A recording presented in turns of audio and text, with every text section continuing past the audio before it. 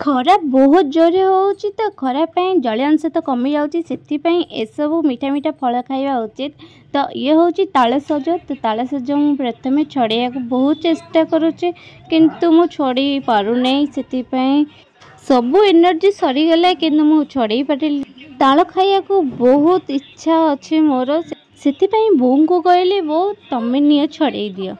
तो बो एबे छड़ैया ପାଇଁ देखला बो भी चले को बहुत जेहेतु वो सी भले सारे कटा आनला करे छुरी आने की आसे तुम छुरी संग संग आनी की दउची।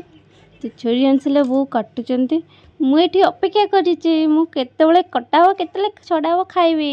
तो सेते मु भी चेष्टा कर हाथ रे किंतु होउ नै।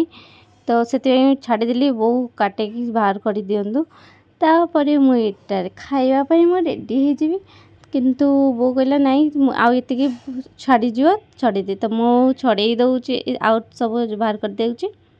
तो बाहर कर सला परे किछटा बोऊ को दउची गली निये तमे रखी दियो खाइबा आउ बाकी जेरा एडा होची ते सब जाक मोर। तो ए सब मु खाउची।